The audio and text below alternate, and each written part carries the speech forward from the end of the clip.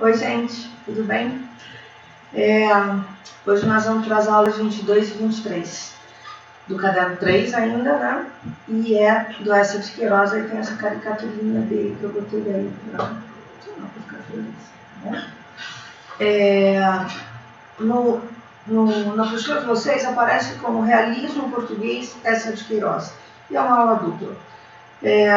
Vocês vão ver que tem bastante coisa do Primo Basílio ali, e uma outra do Padre Amaro, né, porque é um clássico do Essa de Queiroz, e acho que uma questão da relíquia. O que nos interessa realmente para a FUVEST, né, é a relíquia do Essa de Queiroz. Mas aí vamos ver uma aula à parte dela. Eu pensei em dar hoje, junto com o resto, mas achei que vai ficar meio, sei lá, né, porque eu vou falar do Essa de Queiroz, vou falar do Primo Basílio, das características do realismo em Portugal, e junto vai dar a relíquia.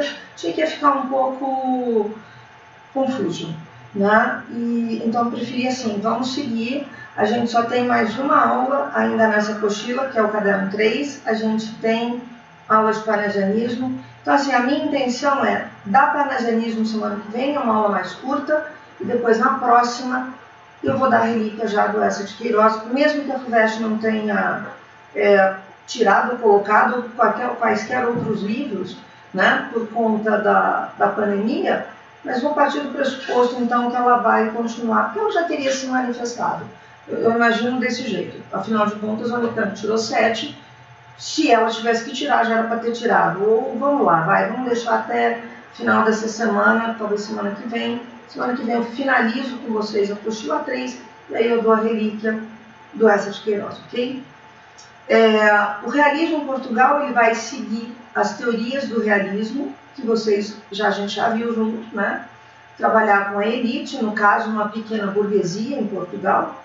Vou falar assim, pequena burguesia, que seria o quê? Profissionais liberais, né? Com exceção, ali no Primo Basílio, com exceção do conselheiro Acácio, que é um servidor público. O resto ali é uma pequena aristocracia, uma pequena burguesia, e, né, vive bem, né, e vou fazer um estudo deles, né, igualzinhos, assim, iguais às outras características do realismo, iguais, né. Vou tematizar a elite, vou fazer um trabalho em cima do psicológico dessa elite, vou eliminar as características do romantismo, óbvio que vou fazer uma crítica social. Só que o Essa tem algumas coisas que são específicas dele. E por que eu quis fazer essa aula 22 e 23 sem me perder do Primo Basílio? Porque o Primo Basílio é um dos romances mais famosos do Essa. Ele já esteve na lista, ele saiu, depois entrou a Cidade das Serras, né? Aí agora a gente tem a Relíquia, não me lembro, mas acho que teve alguns anos que teve a Ilustre Casa de Ramírez, mas enfim, o Primo Basílio, ele é um clássico do realismo do Essa de Queiroz. Por quê? Porque uma das questões centrais no Primo Basílio é justamente a crítica ao adultério. Mas não é qualquer adultério, né? É a crítica a um adultério formado com base em quê? Com base no romantismo. Eu falo, como assim? É mais ou menos como se dissesse o seguinte: a menina romântica do século XIX, ela lê um monte de romances românticos, ela vai ler a Moreninha, ela vai ler, né? Ela vai ler Escravizaura no Brasil, estou pensando no Brasil. Fora daqui, ela vai ler A Dama das Camélias, ela vai ler, não, Miseráveis não. Ela vai ler Conde de Monte Cristo, e ela vai querer o quê? Ela vai querer ser uma heroína romântica. Ela vai sonhar com o amor que teve no romantismo. Beleza. Só que ela não vai casar com ela romântica. Ela vai casar com aquele cara que o pai arranjou para ela, né? Se o pai não arranjou, foi uma tia, alguém que arranjou, que obviamente é bem mais velho que ela, porque ele tem que ter uma certa estabilidade financeira. E um jovem de 20, 21 anos não tem estabilidade financeira, né? Então ele é um pouco mais velho, às vezes bem mais velho, e quando ela menos percebe, ela já caiu na vida de casada, ela tem 2 ou 3 filhos, e todo aquele romantismo com que ela sonhou, né, aquelas paixões, etc., ela não vai viver. Isso acaba levando a um adultério? Pode levar. A tese do Essa de Queiroz é que leva, né? Então aí nós chegamos numa outra coisa do Essa. uma outra característica do Essa. O Essa de Queiroz ele vai fazer um romance de tese. Esse romance de tese é naturalismo, não foi na aula passada, eu sei. Só que nós não temos naturalismo em Portugal. Então, grave isso, gente. Nós não temos naturalismo em Portugal. Por quê? Eu acho que é porque a cultura portuguesa, ela é... Como é que eu vou explicar? Ela é muito sensível, né? Os portugueses, eles são, ao mesmo tempo, sensíveis e dramáticos, né? Em Portugal, você nunca fala tchau, você fala adeus. Você nunca vai ver, né? Adeusinho. Então, assim, tem um tom dramático ali, tem um tom sensível ali. E, gente, o naturalismo, ele é cru, lembram disso? Né? Assim, ele vai descrever certas cenas de sexo, etc. Que, ei, português não quer ver isso, né? Não quer ver essas coisas. Então, a gente não diz que Portugal tem naturalismo. Mais uma outra questão. Os críticos não chegam a falar muito nisso, mas eu penso bastante nisso também. A gente não tem uma classe operária em Portugal, não tem industrialização. No século XIX, o que Portugal fabrica? Nada. Né? Basicamente o que ele fabrica até hoje. Vinho, tá? Cortiça, azeite, azeitona. Não. Assim, vinho não. Então eu não tenho, na verdade, uma industrialização completa que possa dizer, ei, eu tenho aqui essa classe operária está sofrendo isso. Como aconteceu na França e na Inglaterra. Eu falo, mas o Brasil também não tem. Mas a gente tinha escravidão. Né? A gente tinha escravidão e a gente abriu as portas na segunda metade do século XIX para o imigrante europeu, que veio com força total. Né? Lembra que o Jerônimo, ele chega ali no cortiço, ele quer ganhar dinheiro também. O João Romão também. E o João Romão se fez. Portugal não tem nada disso. Então, eu imagino que junto com essa questão de eu não tenho uma classe operária formada, o que você tem então? Um campesinato ignorante, não? Um campesinato, as frutas do senhor Conde, que vai tomar conta dos olivais do senhor Conde, e eu tenho essa burguesia incipiente aí, que está começando a se estabelecer desde a primeira metade do XIX até a segunda, ela está aí, uma aristocracia, vamos botar assim, né? Uma aristocracia rural. Não dá muito para pensar em naturalismo nesse aspecto, tá? Então, nós não temos uma escola literária naturalista em Portugal, mas nós temos o Essa de Queiroz, que tem tom naturalista. Então, nós vamos dizer que o Essa ele tem uma obra realista com certos tons naturalistas. Quando eu der para vocês, quando a gente for ver a Relíquia, daqui a umas 2 semanas, vocês vão ver que de vez em quando ele dá umas escorregadas. Ele descreve uma ceninha de sexo aqui, né? Um pouquinho mais grosseiro ali. Aí você fala, opa, escorregada o quê? Escorregada naturalista. Mesma coisa que vai acontecer com a obra máxima dele, que é o Primo Basílio. Então, o Primo Basílio vai ter algumas escorregadas bem naturalistas. Mas, então ele é naturalista. Não, ele é um realista, tracinho, naturalista, se você quiser, ou ele é um realista com tons naturalistas. E ele tem um romance de tese. Né? No caso do Primo Basílio, a tese é a questão do adultério. Né? Um adultério que, para ele, está baseado nas bobagens que o romantismo pregou por mais de 50 anos. Tá? Mas antes da gente entrar nisso, como que o realismo se instalou em Portugal? Que é uma coisa bem interessante. Porque normalmente a gente pensa assim, o realismo se instalou com alguma obra, né? Não. O realismo em Portugal, ele se instalou com uma briga. O Antero de Quental, um jovem aluno de Coimbra, que foi para a Europa, como a gente diz. Essa é uma brincadeira que até os portugueses falam. Eles dizem que a Europa vai até os Pirineus. Os Pirineus para lá é África. Né? Então, no caso, Espanha e Portugal. Como a Espanha é mais desenvolvida que Portugal, sei lá, talvez Espanha é meio África e Portugal é África total. Num dos livros do Essa, que é a Cidade às Cefas, o Jacinto fala, ele está em Paris, aí ele fala assim, meu amigo Zé Fernandes, eu vou embora da Europa. Ele não vai embora da Europa, vai até Portugal. Mas é como se estivesse indo embora da Europa, né? Indo embora da Europa mesmo, civilizada. Mas enfim. Então, o Antero de Quental, esse jovem, ele acaba indo para Paris, né? Ele passa pela Inglaterra e ele vai tomar conhecimento do quê? De todas as teorias cientificistas, das conferências, das palestras que estão sendo feitas, de tudo que está acontecendo no resto do mundo. Ele volta para Coimbra lotado de ideias novas. E ele quer o quê? Ele quer que o romantismo acabe. Ele quer que o romantismo dê lugar para quem? Dê lugar para o realismo. Né? Ele quer analisar essa burguesia que está em franca ascensão.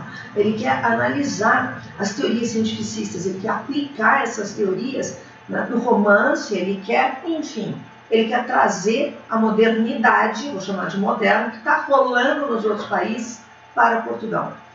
E ele começa a escrever cartas no jornal. O professor dele, chamado Feliciano de Castilho, que é um homem já bem velho, né, ele vai para o jornal e arrebenta o Antero. Então eles vão entrar numa disputa, né, nos jornais em Coimbra. Essa disputa vai ficar conhecida como a questão do bom senso e do bom gosto, ou a questão coimbrana. Né? A questão de Coimbra, a questão coimbrana. Questão de bom senso e de bom gosto, porque chega um momento que o Castilho diz que o Antero não tem nem bom senso e nem bom gosto, que ele é um grosseirão. Ele está tentando trazer teorias cientificistas, onde já se viu para a literatura, que é uma coisa maravilhosa. Ok, né? Tudo certo. A briga se estendeu e no fim o Antero ganha. Né? Ganha porque não tem como você barrar, né, as ideias novas. E a última carta do Antero, ela foi, no meu entender, ela foi um pouco grosseira. Porque ele termina dizendo que o senhor professor Castilho não conseguia enxergar as transformações pelas quais o resto do mundo estava passando, as transformações que a ciência estava trazendo. Ele não conseguia enxergar nada disso. O Castilho era certo, de verdade. Né? Então, assim, ele foi um pouco grosseiro no final, né? Mas ok. E ele termina essa carta dizendo: nem admirador, nem respeitador, Antero de Rondon. Ok. Isso aconteceu mais ou menos em 1865, 66, e a partir daí, né, a partir dessa briga, dessa disputa, o realismo se instalou em Portugal. E ele vai se estabelecer completamente a partir da década de 70, de 1870, quando começam as conferências no Cassino Lisbonense, e vem gente de tudo que é canto da Europa, e muitos intelectuais portugueses, para discutir essas novas ideias. O Eça de Queiroz é um dos caras que praticamente dirige as conferências do Cassino, e ele vai ficar conhecido, ele e os outros que fazem parte do realismo, vão ficar conhecidos como a geração de 70, né? A geração que trouxe o realismo para Portugal. Um dos principais livros do Eça que eu vou falar hoje para vocês, que é o Primo Basílio. Você fala, mas por que é o Primo Basílio e não a Relíquia? Além da Relíquia, tem que ter uma aula sozinha para ela, por conta da FUVEST. Eu tenho medo de vocês encontrarem o Primo Basílio por aí. Porque como ele é um livro famoso, né, já teve até minissérie na Globo, teve duas, na verdade.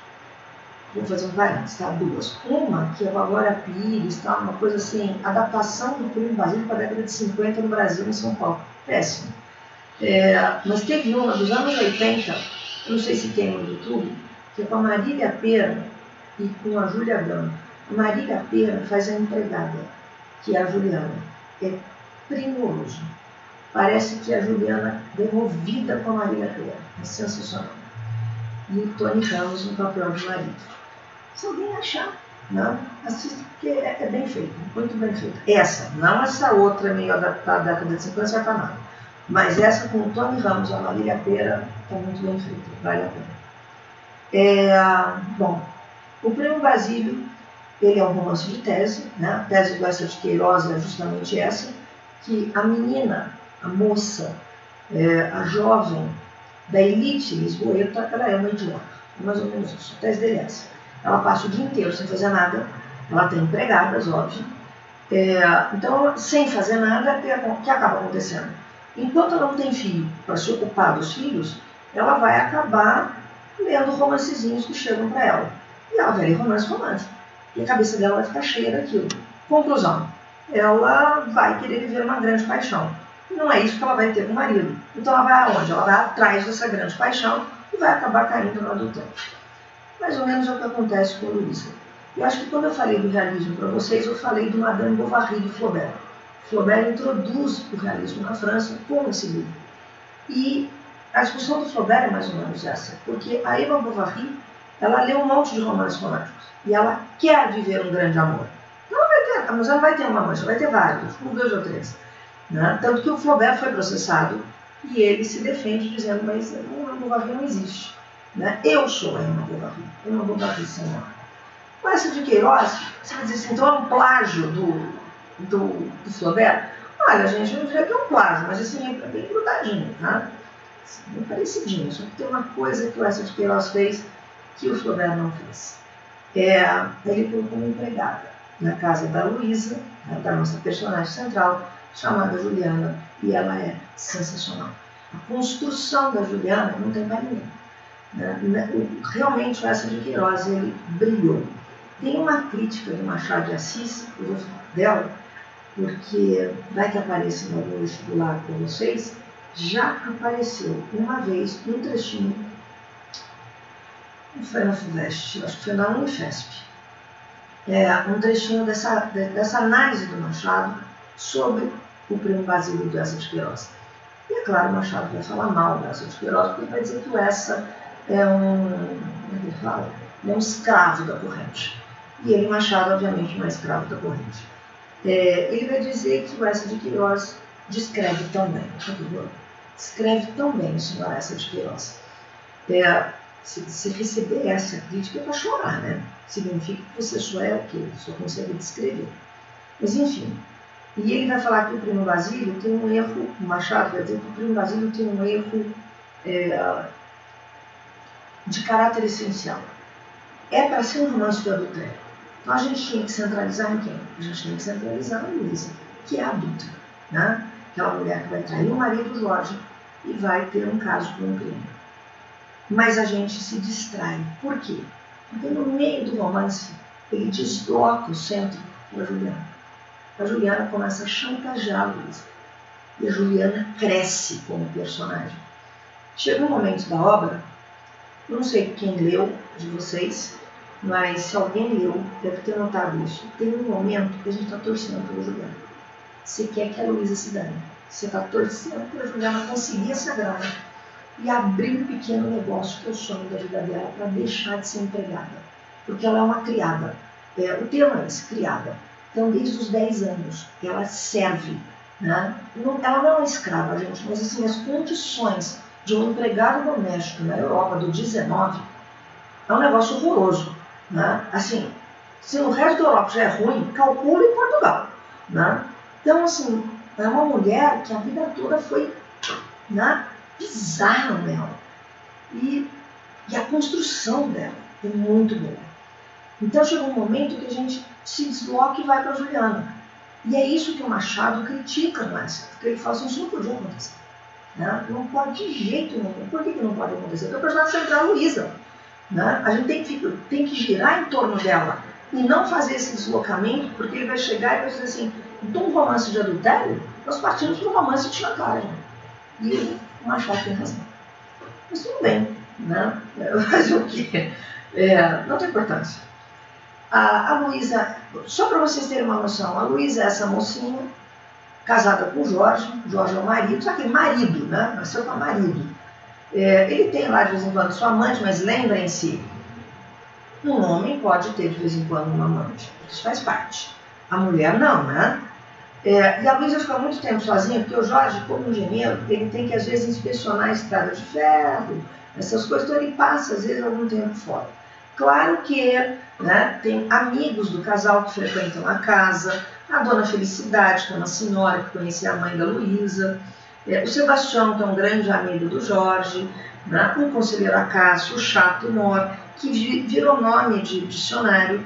O conselheiro Acácio é uma pessoa extremamente superficial, que só sabe citar. Sabe gente que só fala citando, como se fosse literatura de almanaque? Ele é isso. Acaciano, se vocês forem no dicionário, vocês vão ver que significa o quê? Alguma coisa superficial, que não tem conteúdo algum. Então, de personagem, ele virou nome. Ele virou uma palavra de dicionário. Às vezes a gente encontra isso no jornal. O discurso acaciano do Fernando Henrique Cardoso, né? Quer dizer, um discurso superficial. Então, vários vão visitar a Luísa. E tem uma época que o Jorge ele está inspecionando algumas estradas de ferro, ele vai ficar fora vários dias, e o primo Basílio chega na cidade.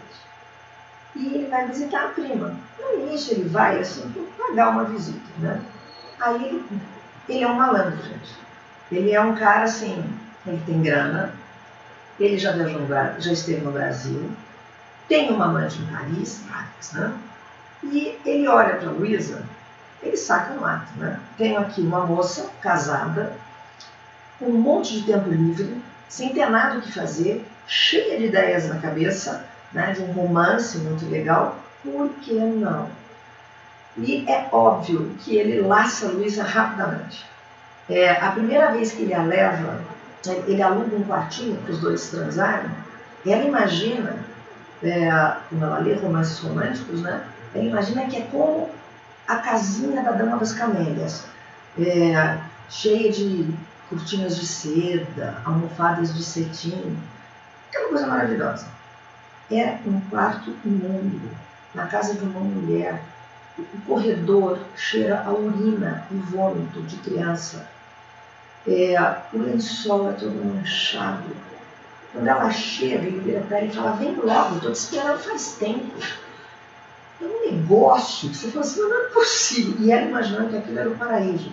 Mas mesmo assim, ela vai e fica pronta. Toda cena de sexo que tem, às vezes a descrição, um pouquinho, não é uma descrição, não pensa que você vai ver pornografia, não é isso. Mas tem, por exemplo, uma cena de sexo oral, né, quando ele começa a jogar champanhe no pé dela, ele vai bebendo a champanhe do pé e vai subindo.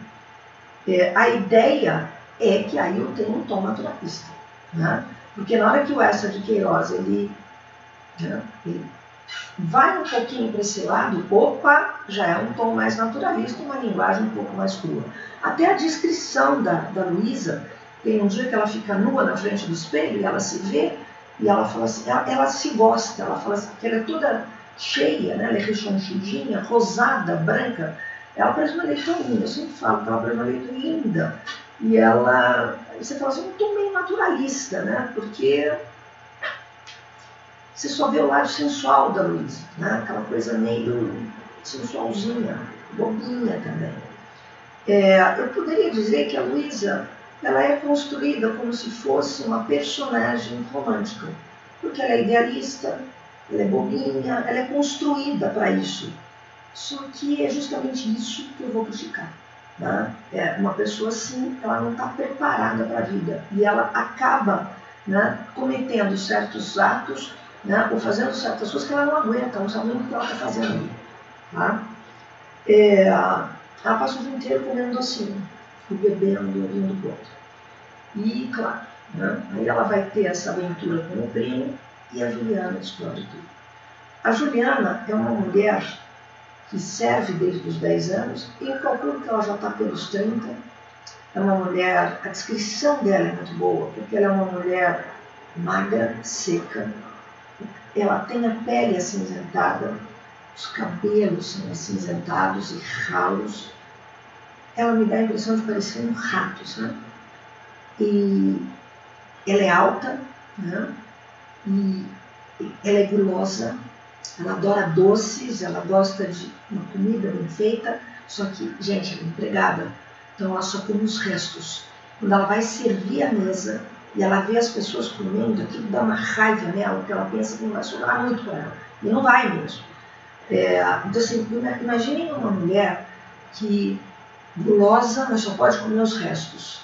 As roupas são sempre roupas de segunda mão. A pele feia, esse cabelo meio acinzentado.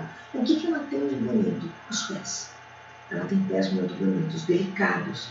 Então, ela acaba gastando o dinheiro que ela ganha, ela guarda o dinheiro, ela tem uma poupança porque ela deseja abrir um negócio dela, porque ela não quer mais servir. Né? Ela queria ter uma lojinha que vendesse coisas miúdas, linha, lã, agulhas, né? A gente chama isso de armarinho, hoje não tem mais. Mas ela gostaria de ter uma lojinha assim. E o dinheiro que às vezes ela usa com ela, ela compra botinhas, porque como ela tem os pés muito bonitos, ela gosta de vê-los com botas de pelica, assim, né, ajustados ao pé. Então, a gente vê que a Juliana, ela é um ser humano, gente, com defeitos e com qualidades. Ela tem as duas coisas, né? Você vai dizer, ao mesmo tempo, a gente percebe a ação da sociedade dentro dela. Quer dizer, essa mulher que passou a vida inteira servindo, aguentando a malcriação das crianças, as crianças passam perto dela e dão beliscão, aguentando a malcriação das donas de casa, das mulheres que vão berrar com ela, enquanto as mulheres saem bonitas e vão para os jantares, ela está passando roupa, né? Quer dizer, a vida toda servindo. As outras empregadas das casas onde ela trabalhou, nenhuma gostava dela. Por quê? Porque ela não é mais tímida, mais fechada, né? Então, ela não tem nada, né? Ela não tem nenhum amor. O narrador deixa isso bem claro, né? Ela falou assim, era virgem, nenhum homem a quis. O único homem que olhou para ela de um jeito que, mas era um cara tão grotesco, era um homem tão baixo que ela não conseguiu, né? Então, assim, imagine uma mulher que ela não conheceu o amor, né? Ela não tinha amizade, ela não tinha nada, né? Aí o narrador coloca assim, fez-se má. Então, assim, eu acho isso muito legal, porque as circunstâncias contribuem para que ela seja isso, mas não só as circunstâncias. Porque senão seria um naturalismo barato. Sabe aquela coisa? Ela nasceu servindo, então ela vai virar essa coisa. Não é só isso. Ela quis se fazer má. Então a vontade dela, junto, fez-se má. Né? Então, as crianças dão beliscão nela, dava. Né? Ela contava, ela fazia intrigas. Bom, não vai demorar muito para ela descobrir que a Luísa tem um caso com o primo. A Luísa é burra, gente, porque ela larga as cartas num cesto de papel. Ela não tem um negócio desse. Quer dizer, vamos combinar? Se você tem um amante, pelo amor de Deus, não deixa a carta dele amassada num cesto de papel que qualquer um pode pegar. Queima, né? Pica, sei lá, some, engole a carta, mas não largar ali. A Luísa largou. Então ela vai ter as cartas. E ela começa a chantagear a Luísa. Um dia que o Jorge chega em casa, a Luísa está passando roupa, a Juliana está deitada, tomando um vinhozinho. Ele acha que ele falou, o que é isso? Né? Mas a questão é essa mesmo. A Juliana vai fazer de tudo para conseguir esse dinheiro e sair dali. Bom, final do livro, eu vou contar, porque eu sei que vocês não vão ler mesmo. Eu vou contar, se forem ler, é legal, de qualquer maneira. A Juliana não vai conseguir, porque a Luísa acaba se confessando com um primo, se confessando com o amigo, que é o Sebastião. O Sebastião dá um tranco na Juliana e exige as cartas, porque aquilo é chantagem é crime. Né? A Juliana tem um aneurisma e morre. A gente pensa assim, bom, então agora a vida da Luísa está feliz, né? Tá, a Luísa chegou até a ficar muito doente, né? Mas ela se recupera, ela está indo bem, até que, né, ela estava ainda tentando se recuperar ela fica doente, gente. Eu falo assim, por quê? Não é porque ela tenha nenhum remorso do que ela fez, ela não tem isso. Ela teria que ter um estofo moral muito maior para ter remorso do que ela fez. Ela fica doente porque ela fica desesperada com medo que o Jorge descubra. Então, assim, se ela tivesse certeza que o Jorge jamais ia saber, a vida dela ia continuar do mesmo jeito. Mas ela tem medo que o Jorge descubra. E ele vai descobrir. Porque o Basílio acaba escrevendo para ela, no período que ela está doente, e o Jorge lê a carta. E aí, quando ele lê a carta, ele tenta falar com ela, e aí ela tem uma febre cerebral e acaba morrendo. Você vai falar assim, então não tem moralização, né? Não tem moralização nenhuma. O Jorge vai continuar com a vida dele, o Sebastião também. No fim do livro, o Basílio estava na França, aí o Basílio volta para Lisboa, e ele está andando com um amigo pela rua, e o amigo vira para ele, e ele pensa assim, puxa, não, Luísa, estou aqui mesmo em Lisboa, sem fazer nada, vai encontrar, já foi minha amante, ser de novo. E pergunta da Luísa para um amigo, mas você não sabia? Ela morreu. Morreu? Eu falei, ai, meu Deus, que saco. Não, eu não falo que saco. Eu falei, puxa, eu podia ter trazido a Afonso ou algum outro nome, esqueci. Ele pensa assim, puxa, eu poderia ter trazido a minha amante francesa. Termina assim, falei, ponto, final.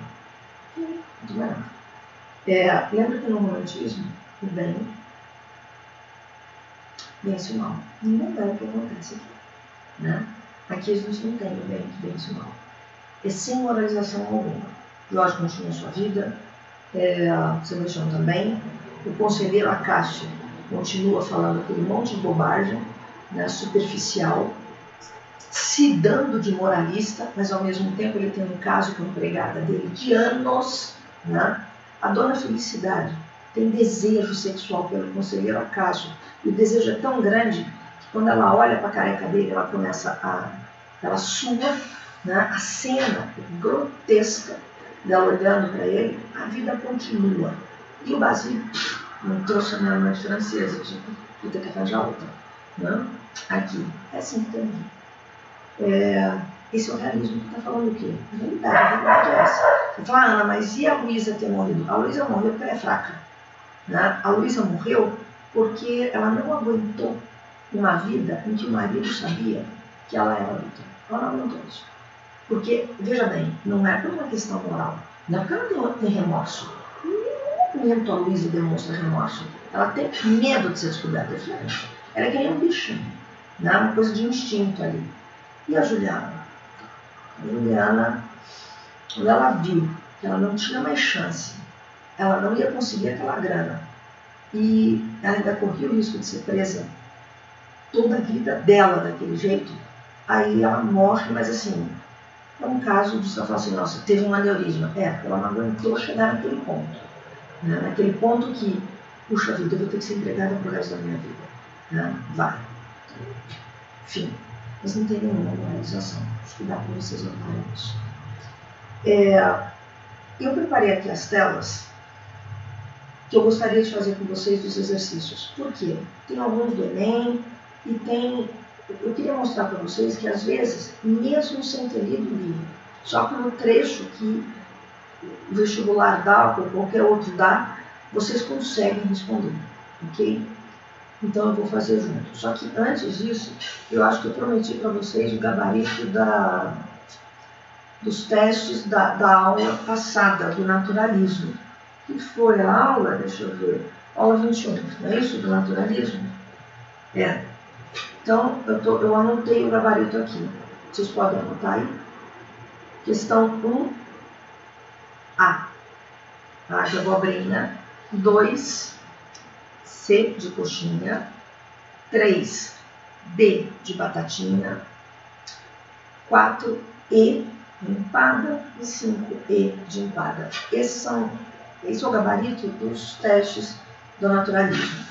Só que agora, esses de agora, da aula 22 e 23, vou fazer junto com vocês.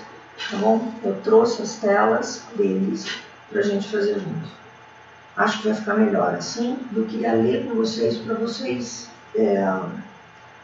analisarem também as alternativas. E como que eu posso chamar atenção para uma ou outra alternativa, ok? Então vamos lá. Essa é a questão 1. Ok?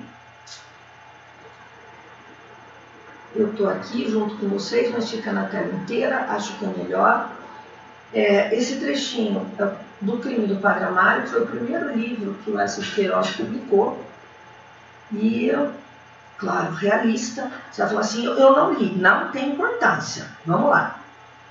Ela concordou logo, como em tudo que saía dos seus lábios.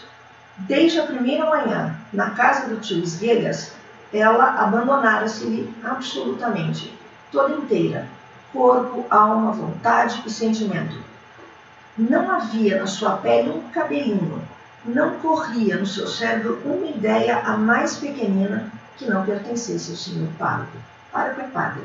Ou seja, a moça, né, está totalmente apaixonada pelo padre. O senhor pároco queria, ou o senhor pároco dizia, era para ela uma razão toda suficiente e toda poderosa.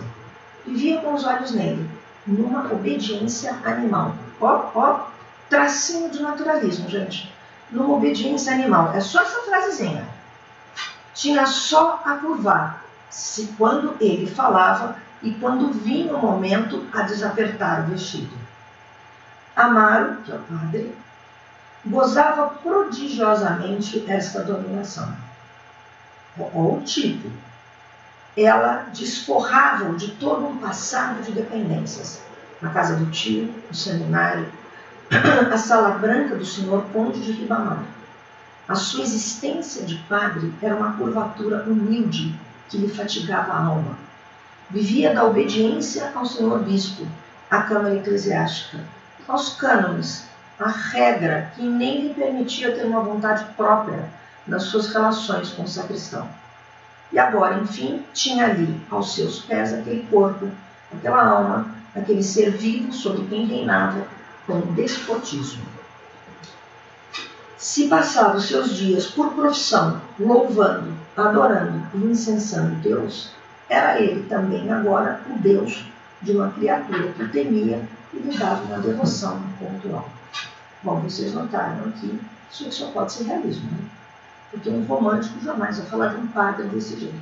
Vai falar, mas Ana, romântico pode falar mal da igreja, mas de toda a religião, da relação assim, não dá.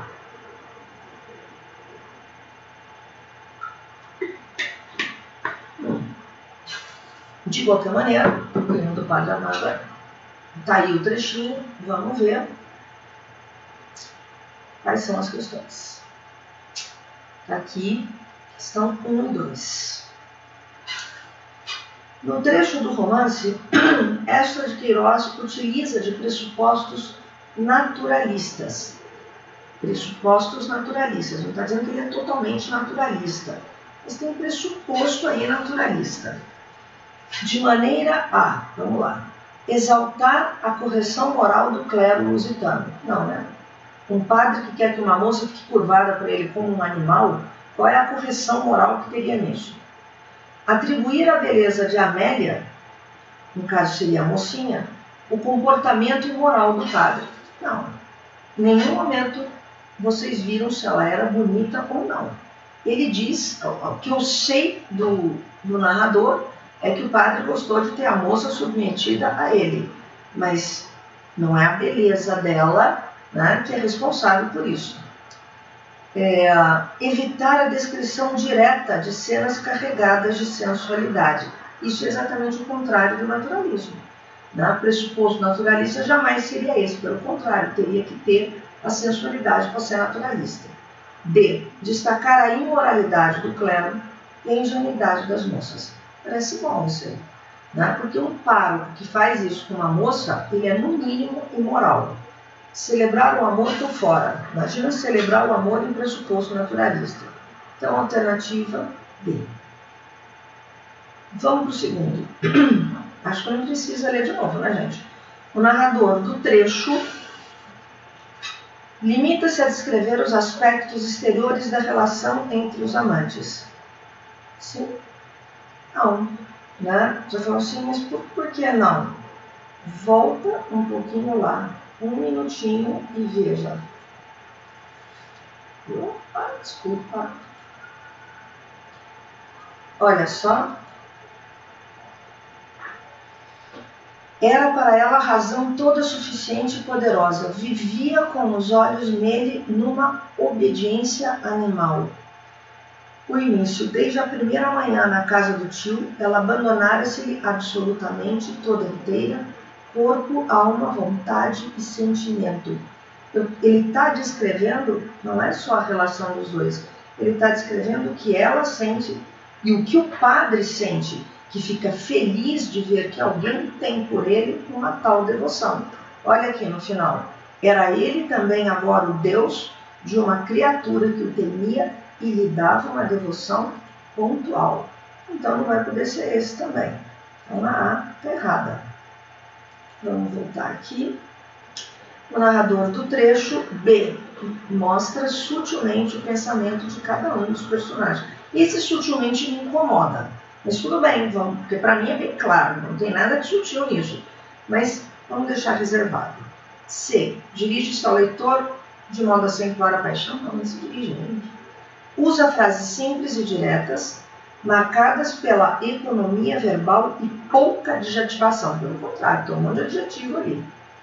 Vale-se da digressão como forma de fugir. Não tem nenhuma digressão naquele ponto. Digressão, gente, é quando sai da narração e vai para uma outra coisa. Aqui não. Ele foi bem tranquilo nisso. Bem tranquilo nessa cronologia. A alternativa vai ser a B. Eu não gosto do sutilmente, mas nenhum dos outros dá para colocar. Então, não que você também não goste dele, você vai ver que é a única coisa que te prestou. E aí nós vamos para a questão 3.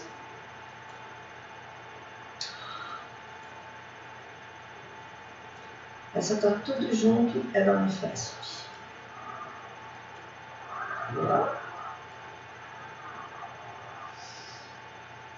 Também o primo Basílio. Também não é outra para gramar. O Melro veio com efeito às 3 horas. Melro é um passarinho, na verdade é como a Juliana chama o Basílio. Luiz estava na sala ao piano. Está ali o sujeito de costume, foi dizer a Juliana. Luísa voltou-se corada, escandalizada da expressão. Ah, meu primo Basílio, mande entrar. E chamando-a, ouça, se vier o senhor Sebastião ou alguém, que entre. Era o primo. O sujeito, as suas visitas perderam de repente para ela todo o interesse picante, porque a Juliana não sabia que ele era primo. Ele ia visitar, a Juliana já sacou que tinha alguma coisa, pensou, então é um namorado, não sabia que era primo. A sua malícia cheia, enfunada até aí, caiu, engelhou-se como uma vela a que falta o vento. Ora a Deus, era o primo. Subiu à cozinha devagar, lograda, enganada. Temos grande novidade, senhora Joana. A Joana era cozinheira. O tal Peralta é primo. Diz que é o primo Basílio. E com um risinho. É o Basílio. Ora, o Basílio. Saímos primo à última hora. O diabo tem graça. Então, o que havia de um homem ser senão parente? Observou Joana. Juliana não respondeu. Quis saber se estava o ferro pronto, que tinha uma carga de roupa para passar. E sentou-se à janela, esperando. O céu baixo e pardo pesava, carregado de eletricidade. Às vezes, uma aragem súbita e fina punha nas folhagens do céu, nas folhagens dos quintais, um arrepio trêmulo. É o primo, refletia ela. E só vem então quando o marido se vai. Boa. E fica-se toda no ar quando ele sai. E é roupa branca e mais roupa branca. Roupa branca, gente, é roupa de baixo. Né? Lingerie. E roupão novo e tipóia para o passeio. Tipóia é um tipo de carruagem para 2.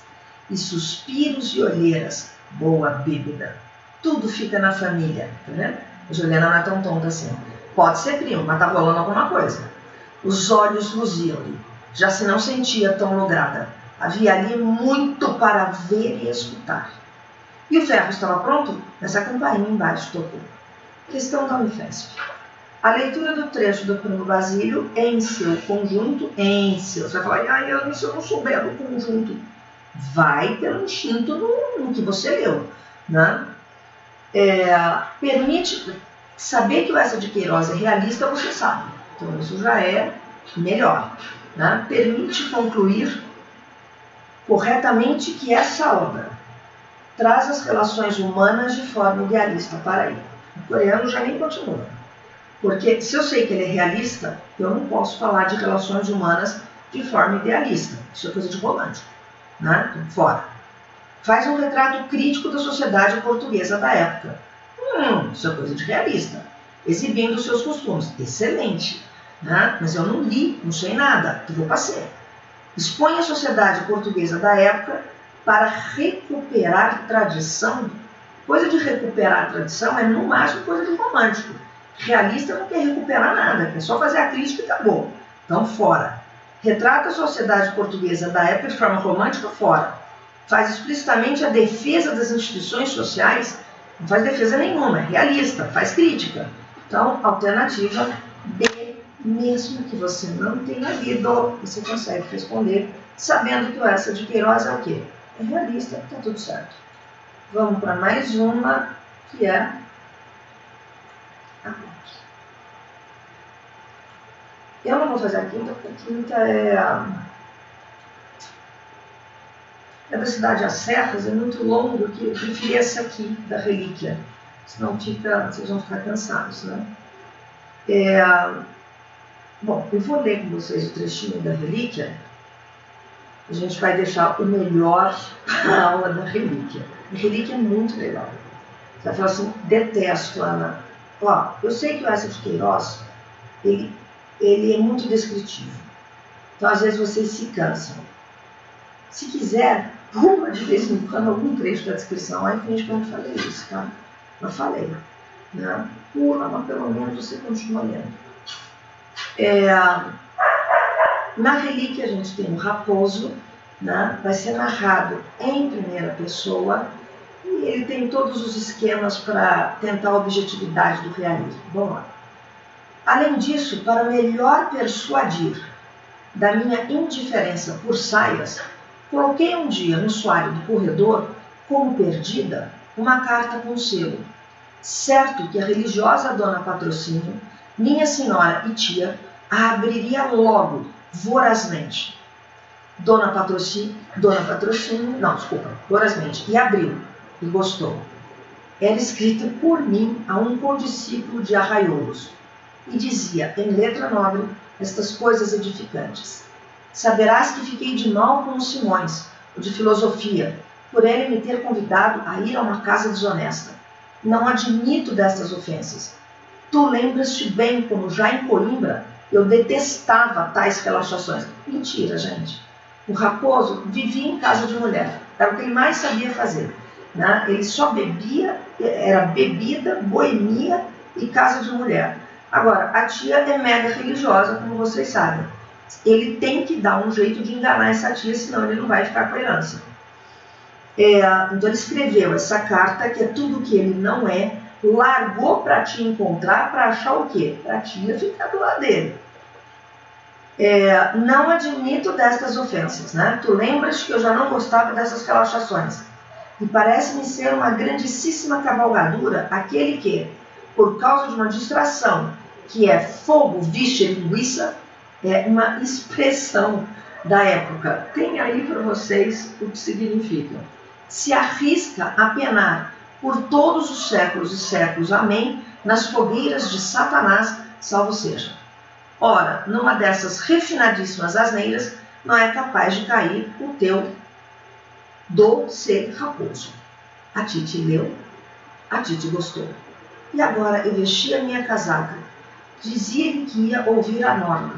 Beijava com unção os ossos dos seus dedos e corria ao Largo dos Caldas, à alcova da Adélia, a alcova é quarto de dormir.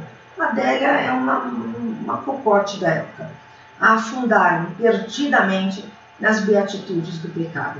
Então ele ganhou casaca nova, vai se encontrar com a Adélia, está tudo certo na vida dele, e ele escreve uma carta que não tem nada a ver com ele, para Titi achar e pensar que ele é uma pessoa extremamente fiel, né, que vai para a igreja rezar o tempo todo. O livro está na FUVEST, essa questão é da FUVEST, né? Então ele espera que você tenha lido. Mas vamos supor que você não leu, que você só sabe mais ou menos. Veja se dá para ir por eliminação. No trecho, o autor português explora de maneira expressiva, alternativa A idealização dos comportamentos, fora. Né? Essa de Queiroz, gente. Não existe idealização. B. As atitudes contraditórias do sobrinho e os vícios morais da tia. Você fala, Ana, não gostei dessa. Atitude contra que vícios morais da tia? Vamos deixar isso aqui. A correção moral do sobrinho e a hipocrisia da tia. Correção moral do sobrinho Não pode ser. Porque ele está dizendo na carta que ele é uma coisa e no final ele vai para a casa de uma prostituta. Então não é. Tá?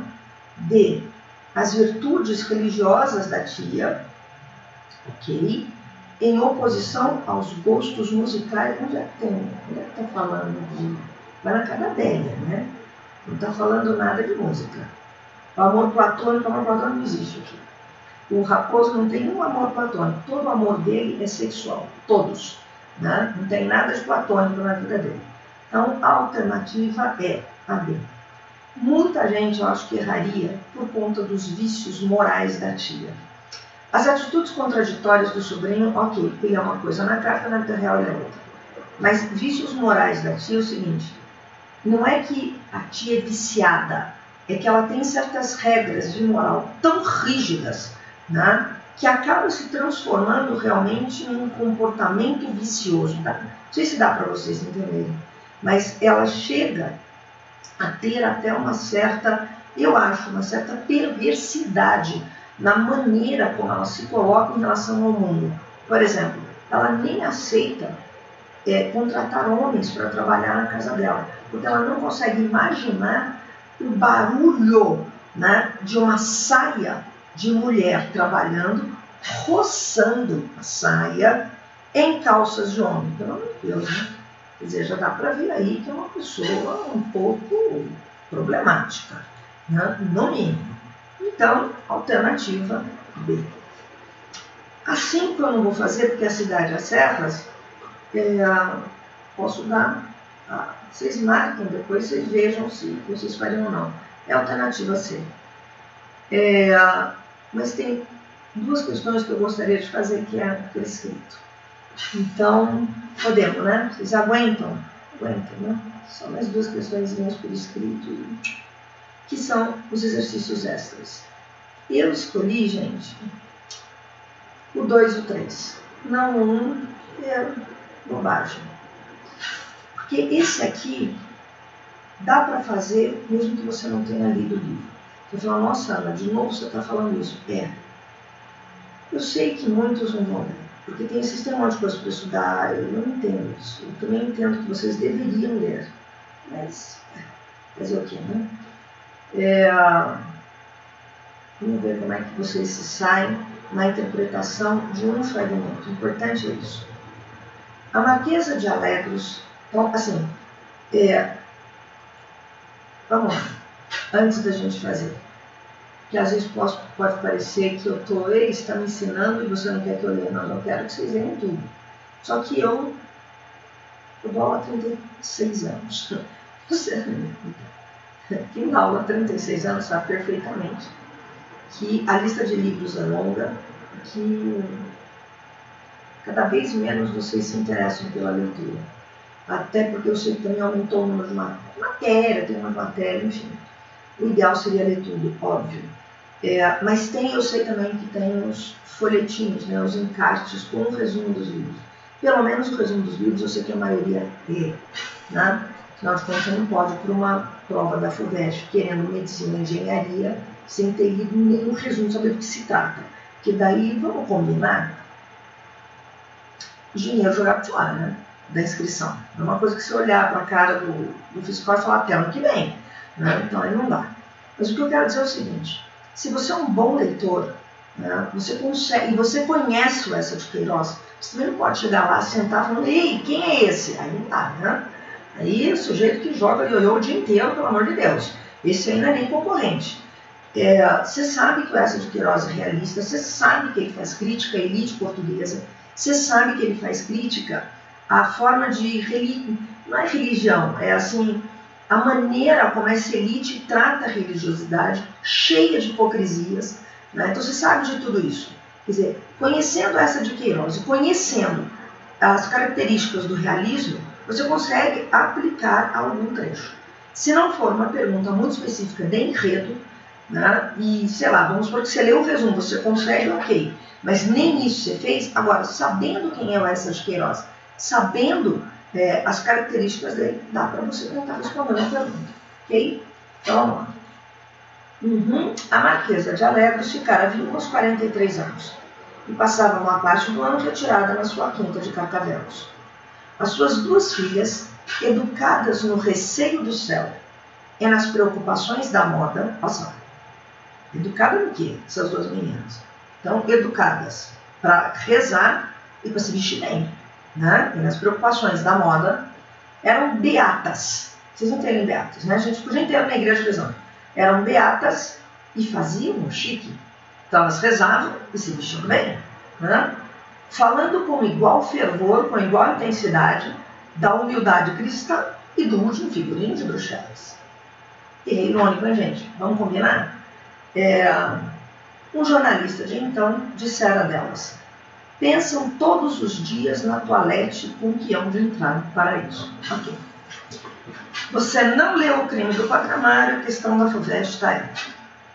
Segunda fase. Paralelismo sintático e oposição semântica. Então, sintaxe, a gramática, semântica, o significado, são recursos usados na caracterização das filhas da Marquesa de Alérios. A. Transcreva do texto os segmentos em que isso ocorre.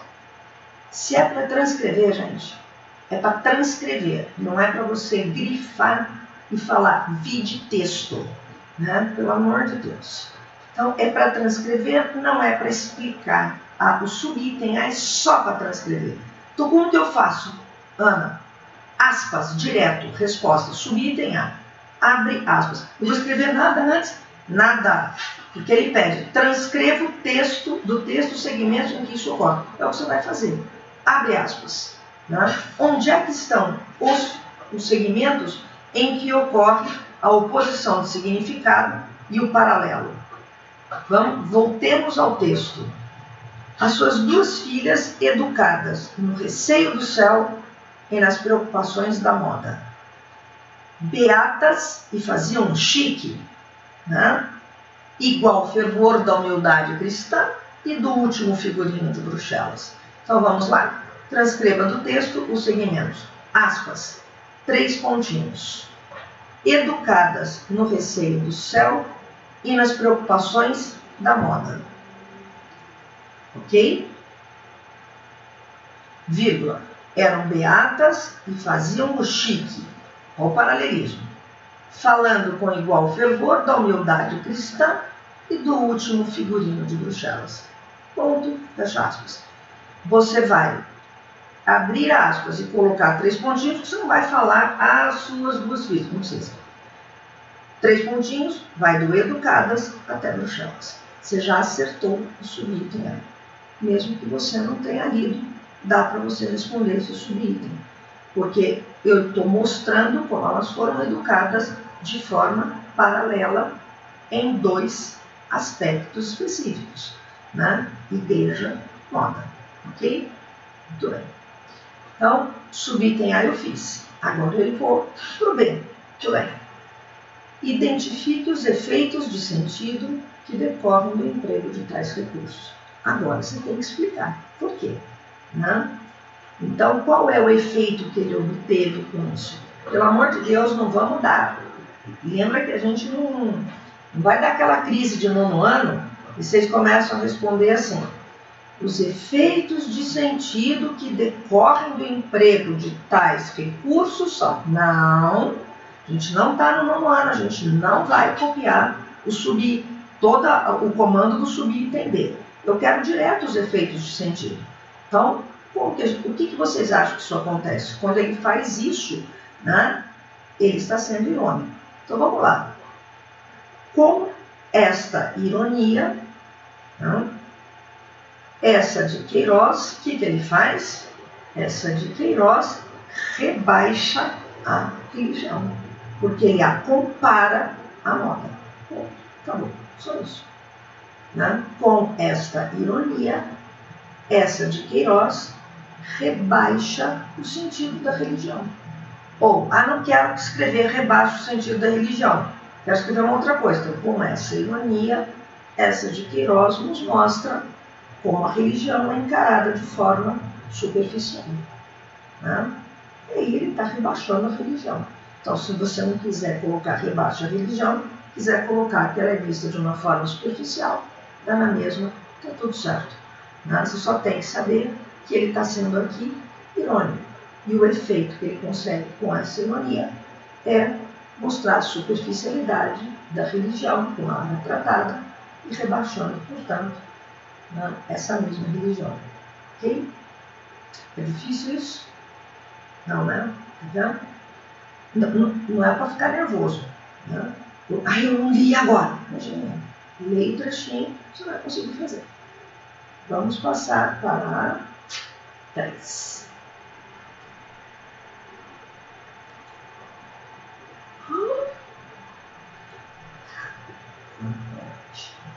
O prêmio da Cid.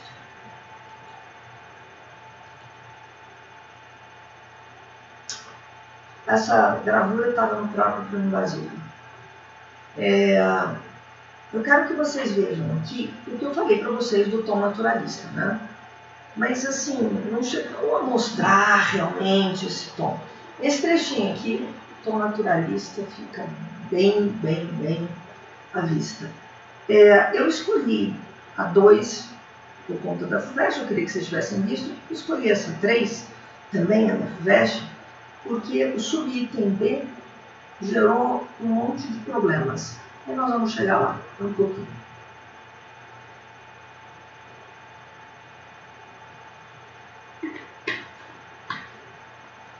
Precisa tomar água. Nossa. Então vamos lá. Dona Felicidade é uma senhora que frequenta a casa da Luísa. Ela deve ter aí, pelos seus 40 e tantos, 50 anos, nunca se casou e é aquela que tem desejo no conselheiro Acácio. Então, olha a descrição dessa mulher. Havia 5 anos que Dona Felicidade o amava. Acácio tornara-se a sua mania. Admirava sua figura e a sua gravidade. Arregalava grandes olhos para a sua eloquência. Achava-o numa linda posição. Lembra que ele trabalha no funcionalismo público, né? O conselheiro, enfim. O conselheiro era a sua ambição e o seu vício. Isso, gente, que isso? Né? Havia, sobretudo, nele uma beleza cuja contemplação demorada a estonteava como um vinho forte. Era a calva, ele é careca. Ela olha para a careca dele, a calva, ela fica louca. Sempre tivera o gosto perverso de certas mulheres pela calva dos homens. Estão sentindo o tom naturalista, gente? Um realista, Machado jamais escreveria isso. Né? Porque aqui ele está falando do quê?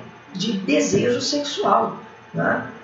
O gosto perverso pela calva dos homens.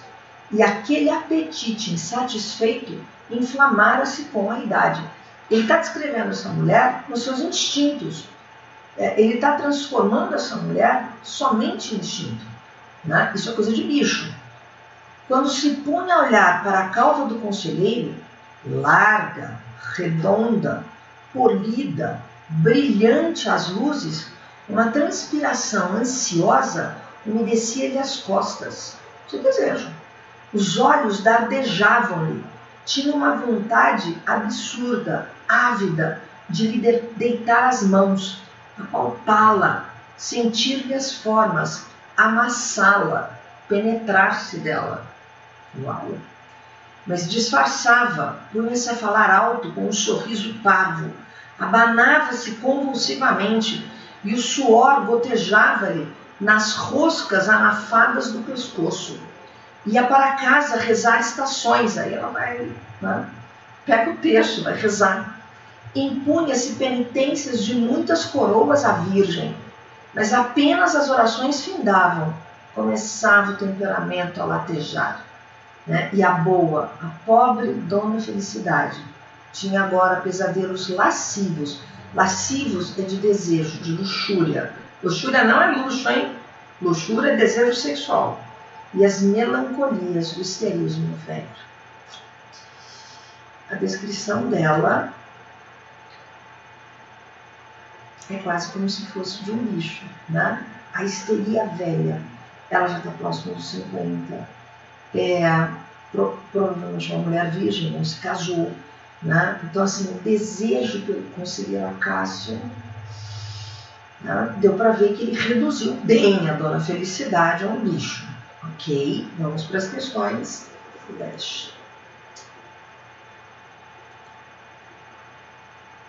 Subitem A.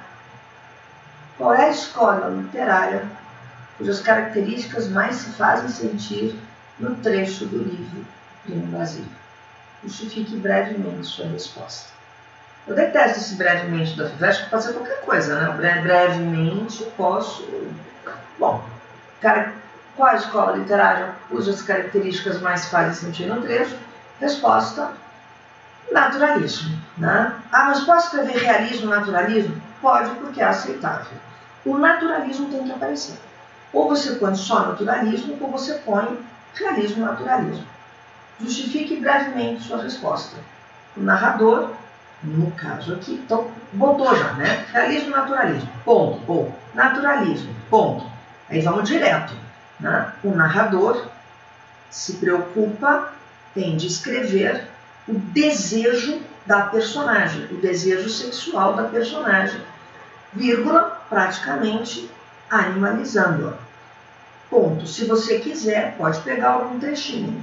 Né? O desejo, por exemplo, pela calva. Tá? Vamos voltar lá. Vamos voltar lá no trecho. Eu teria pegado alguma coisa daqui, né, para justificar. Eu vou escrever que o narrador está descrevendo um instinto da personagem, reduzindo-a praticamente a um animal. Né? É o que podemos perceber, por exemplo, no trecho. 2 pontos, aí você abre aspas. Sempre tiver o gosto perverso de certas mulheres pela calva dos homens.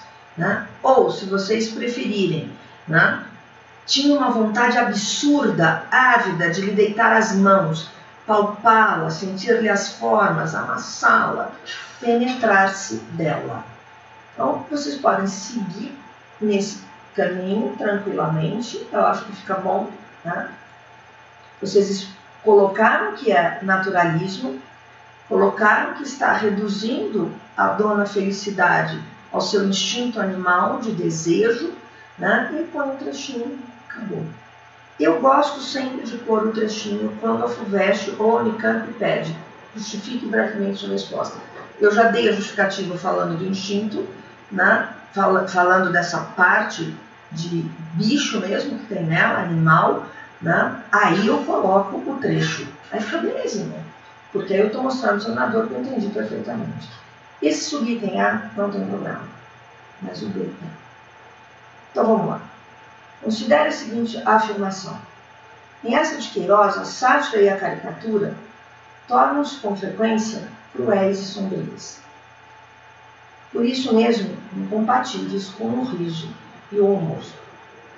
Essa afirmação aplica-se ao trecho anteriormente reproduzido? Justifique sucintamente a sua resposta. Então, a pergunta aqui, ela é um pouco capciosa. Né? Ela é considerada... Esse subitem B é considerado uma questão difícil. O grau de dificuldade dela é elevado. Porque está falando a sátira e a caricatura tornam-se com frequência cruéis e sombrias e serão incompatíveis com isso. Vou voltar para vocês verem. Então, se vocês seguirem, eu acho que vocês têm aí no caderno o gabarito, né? Porque estão extra. E aí ele vai dizer que não pode ser considerado que a caricatura tende para a ironia e a ironia acaba chegando no riso. Ok. A resposta que a FUVEST deu não foi essa. A FUVEST dá uma resposta que você não consegue nem entender o que eles colocaram ali. Vai falar assim que o Eça de Queiroz ele tem ele constrói as personagens para que a gente observe, né, o grau existencial dela. Uma resposta muito confusa, né? Sei lá.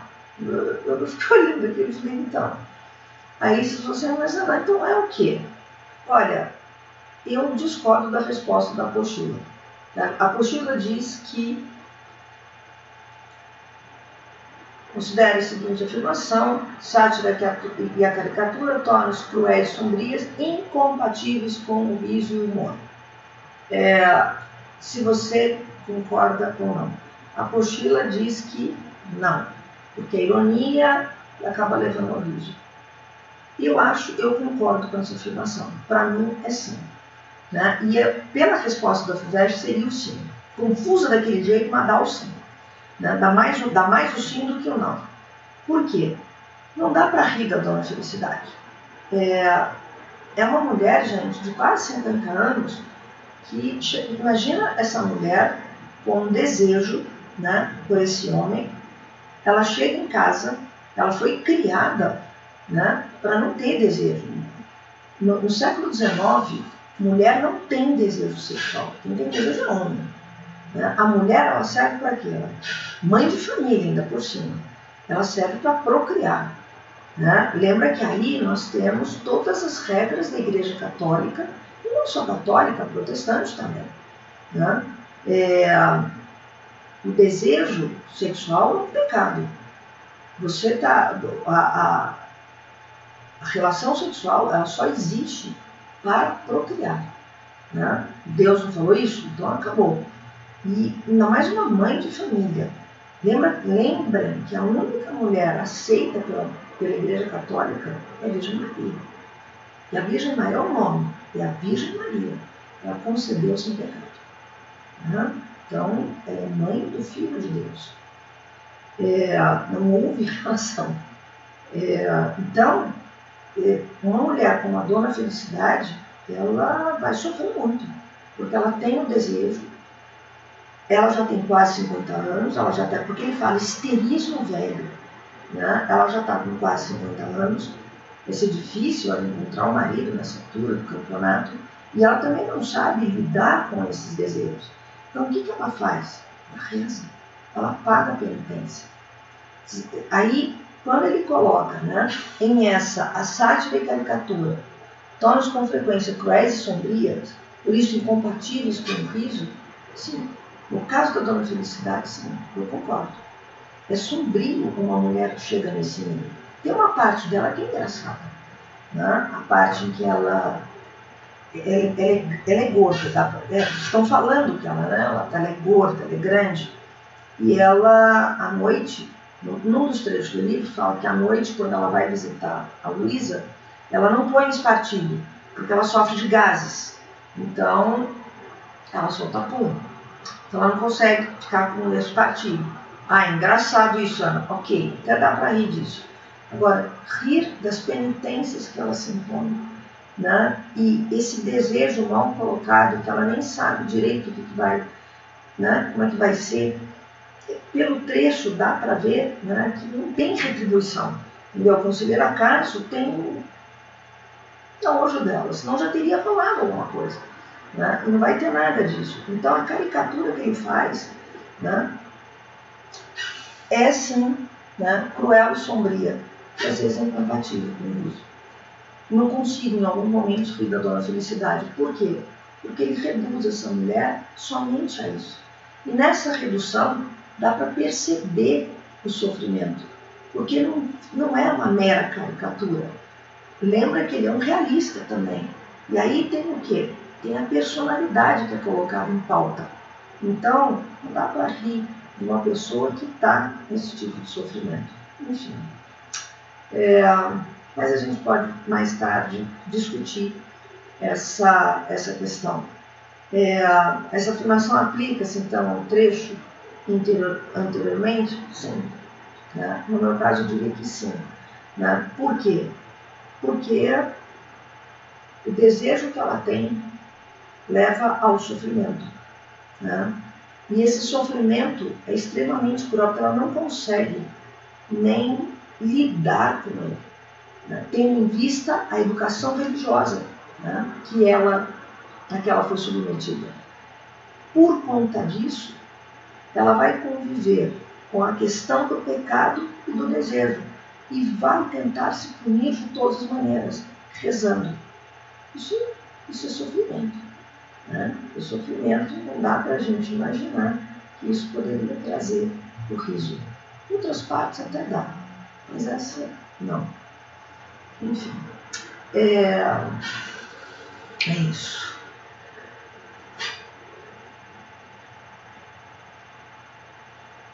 Se alguém quiser, se alguém achar que, não, mas eu vou dar risada sim, então, aí vocês vão ter que dizer que essa construção da ironia não é para ser levada em consideração ou em profundidade.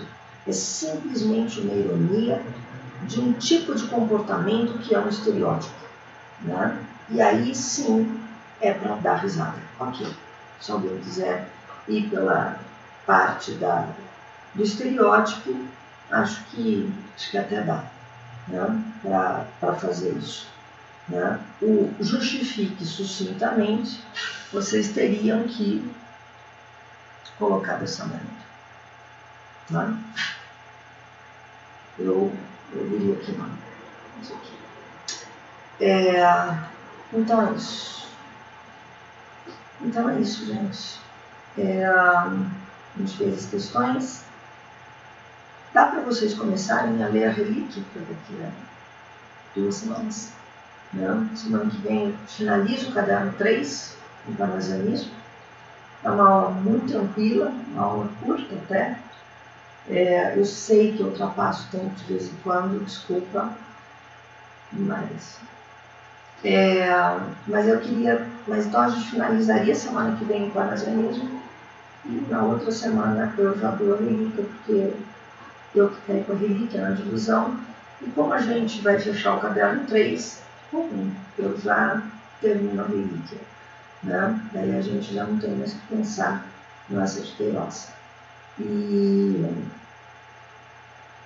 aí a Ana, logo ela também já vai ter terminado de preparar o Ateneu, o Raul Pompeia, que está no naturalismo, vocês viram que eu quase não citei, ele nem entrou na apostila, a folheto dele vem separado, e daí a gente vê também esse, tá bom? Força. O que eu posso dizer? Eu sei que muitos estão desanimados, mas não desanimem, eu vou terminar falando o que eu falei na semana passada, não desanimem. Eu acho que agora falta pouco para a gente talvez retornar, depois lá para o junho, né, ou julho. Você fala assim, não, mas daí vai ter aula em julho, não sei como é que vai ser. Mas talvez em julho a gente consiga, ninguém sabe. De qualquer maneira, não desanime, tá bom? Marquem alguns horários para estudar. Eu acho que eu cheguei a falar isso para vocês, né? Se você prefere à tarde, né? Os que preferem um pouco mais à noite, criem ritmos, né? E se atenham a ele. E na hora que vocês estiverem assim, não aguento mais, não quero mais, pense o seguinte, logo chega o final do ano e você não vai querer ter isso na cabeça. Puxa, e se eu tivesse estudado um pouco mais? Né? E se eu tivesse aproveitado isso ou aquilo? Então, não deixa para jogar tudo isso para setembro. Tá? Sejam valentes. Né? Vai fundo ali, sejam valentes. Tem alguns que eu estou falando diretamente, sim, sejam valentes. Gente que eu me propus alguns alunos que eu vejo assim, ó, meu projeto pessoal de vida esse ano. Né? Não abandone, por favor, não abandone agora. A gente chegou até aqui, né? Toca o pau, vai fundo, não se deixe bater pelo desânimo. Eu sei que isso rola, mas a gente vai precisar dessa força.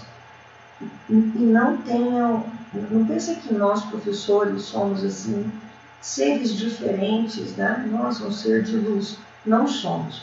O desânimo também se abate sobre a gente. Eu não sei sobre os outros, eu converso com alguns, mas se abate sim. Né? Tem dias que eu acordo com cansaço mental, eu falo, não estou cansada do quê? Sei lá, acho que de tudo, né? Do estresse que a gente vive diante disso. de todos os problemas pelos quais a gente está passando, e isso gera, sim, né, uma ansiedade também na gente. Mas a gente toca, a gente vai lá e fala, não, né, pelo amor de Deus, vamos lá. Então, do mesmo jeito que a gente faz isso, a gente espera que vocês também façam. Porque a gente está junto nisso. Vai chegar no final do ano, nós vamos juntos fazer essa prova. Tá bom? Fazer todas as provas que tiverem. Então, boa semana para todos. Parasianismo na semana que vem. Aula curta, indolor. Né? Para daí ganhar para ter uma relíquia de 2 horas. Ok? 2 horas. Né? Tá bom? E é isso. Tá? Um abraço para todos. Até semana que vem. Vá começando a ler relíquia, por favor. Para pelo menos saber quem é quem, né? Um básico. Um resumo. Até.